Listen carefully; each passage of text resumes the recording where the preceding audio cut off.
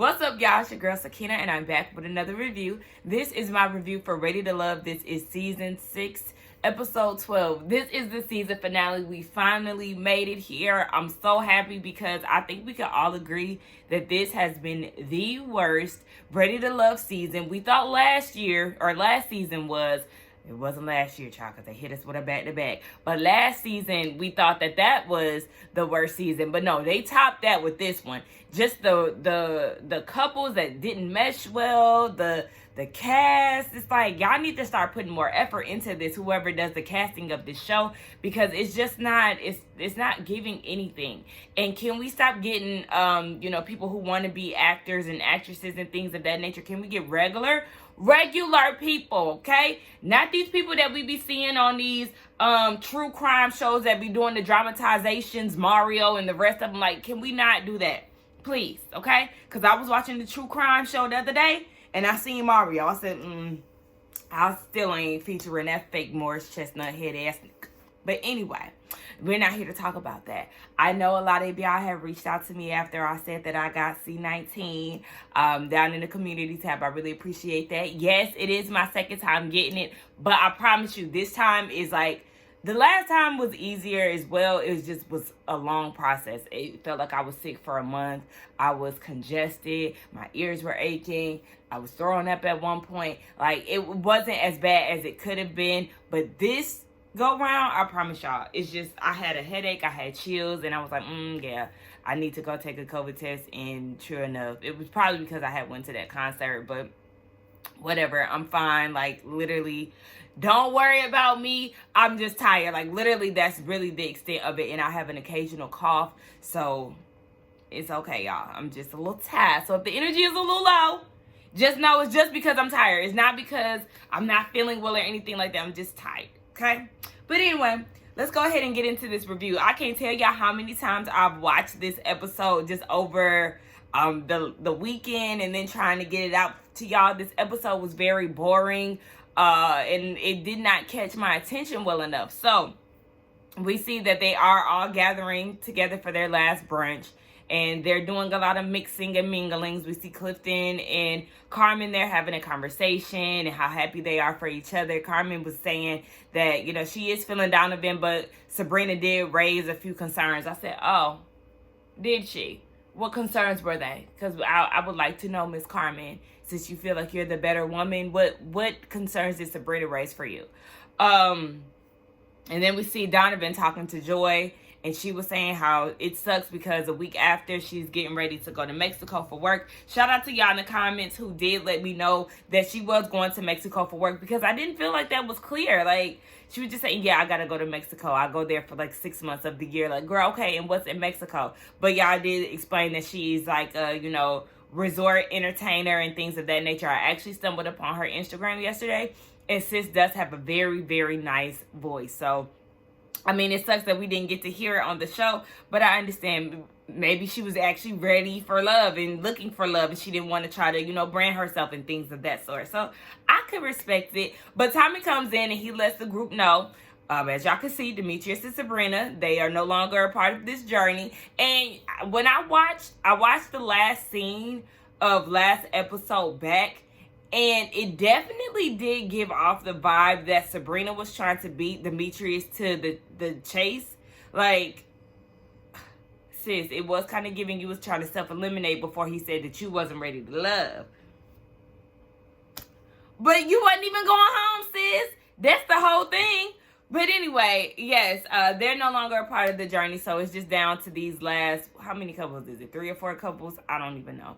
Anyway, he let them know, hey, I brought y'all this far. I said, did you, Tommy? You brought them this far? Okay. He said, I brought y'all this far, but now, baby, I gotta let y'all do y'all own thing. Y'all gotta spread y'all wings and fly, make y'all own decisions. And by the way, you're going to be meeting the ladies' families this week. So we'll see about that. Moving on to Clifton and Joy. She is with her sister Tia. Very beautiful. I don't know why I just assumed that Joy was like the only child. I don't know, but her sister is present and she's getting ready to meet Clifton, who enters into the room with his Chris Brown loyal outfit on, the faux leather jacket with the flannel on the waist. what in the early 20s hell is this? Like, I don't know. It just gave, I'm trying to keep up with the youngins. It just was kind of, I was not expecting him to show up in that outfit. But whatever. He's in there. You know, the sister is like, okay, Joy, travels for work, the distance. How do you feel about that? And he was like, you know, I'm human. I can't sit here and say that I wouldn't feel away. Like, you know, he is a touch and go type of person. I don't want to say touch and go, but he's into physical touch and things like that. So with her being gone for X amount of time, that is going to affect him down the line. He wants togetherness, and the sister is like, okay, what does that look like to you, baby? Us cuddled up right here. You see it? Yeah, we here with it. She was like, oh, okay. So he then talks about how Joy has OCD. He helps her color coordinate her t-shirts and things of that nature. The sister is feeling his vibe. After he leaves, she was like, yeah, you know, I feel it. And Joy is like, yeah, I feel it too. It's real. So that's the only thing that really scares me. Like, this is everything that I've been asking for, and this is like, it is what it is. So she's just very scared about, you know, the realness of it all, and just them making it work throughout the time of her being at work. So we get down to Donovan and Carmen. He's meeting her parents. Very nice looking couple. And Daddy was like, look, let's get down to business, okay? You got kids? Okay, 2 different baby mamas.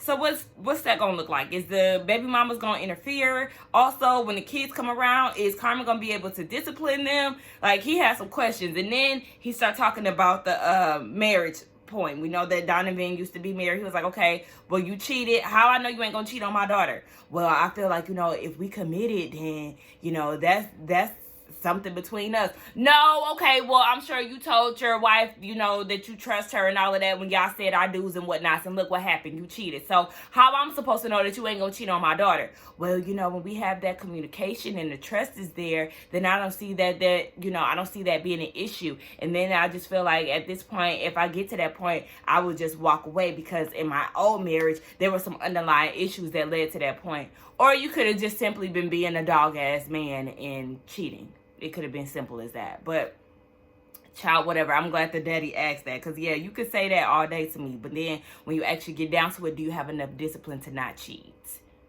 That's the real question. So then the mama wanted to know, do you accept the Lord Jesus Christ as your Savior? And he was like, well, I'm not super religious. I'm more of a spiritual person. But I do believe in God. And, you know, that was enough for mama. And she was like, you know what? You looking real good over there, Donovan. And Carmen and the daddy was like, this is Carmen State. Back up, little mama. Her mama was so cute, but child, I still don't see it for them. But the daddy said that Donovan has potential.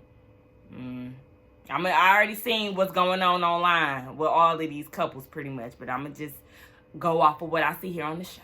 Nakia and Paul. So before he gets in, she's talking to her brother and her mom, and she's like, yeah, I don't know about this guy. Like, we're just starting to date right now because I had my eyes on a few other guys throughout this process. So I'm just trying to get a feel because I'm unsure right now. So then here come P.O. pulling up in his red Benz with this hoodie blazer combo. I said, what is this?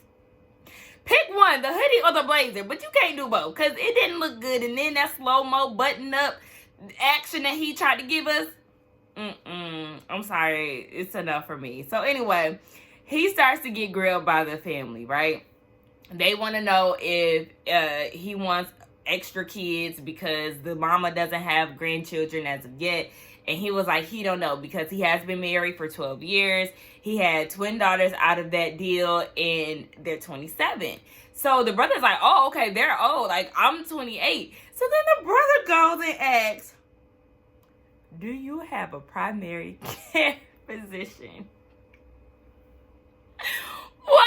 I mean, I guess you gotta ask that, but you would think at his grown age, you would have some benefits, right? I mean, there are some people who don't, so let me just not assume that he would, but I mean, you couldn't help but to assume that he did, but listen, I was like, child, what? So then the mama asked, do you have a good credit score? And he said yes, he's a part of the 800 credit score club. When you see him on the streets, he got that good credit walk. I said, was it the one that you was giving us stiffly when you was walking into the restaurant? Okay, be out. So, you know, he pretty much asked all the questions. Oh, he did ask the mama and the brother, Has she been one to stay in a relationship a little longer than she should have been? And they said instinct, baby. No. Okay, she gets out of there quick if it ain't going the way that she wanted to go or the direction she feel it needs to go in, because she don't like to waste no time. And I said, that's perfect, girl. Shout out to you for that. So he leaves, and she was like, yeah, I feel like he has potential, but I don't know if this is somebody I want to, I could see myself with forever. So I understand that, because we ain't seeing it either, boo. Child, one thing about it, Joy gonna cry when it come down to, having to leave Clifton. The way that they so locked in at this point, I really wish the best for them. She is very, both of them aren't looking forward to her leaving, but they had that, final sit down before they had to make their decisions. And sis is shedding tears about leaving her man, baby. All right, so then we get down to the whole reason why we're here, right? These decisions. We see Paul and Dakia, they're having a conversation. Paul is like, you're the first lady I laid my eyes on in this process. You're the last one.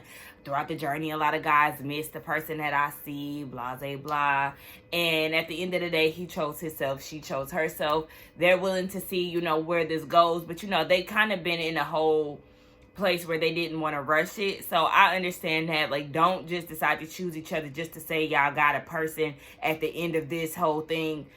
I understand that. So, it is what it is with them.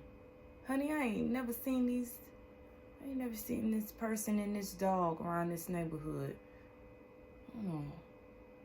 Look, I'm being nosy as hell.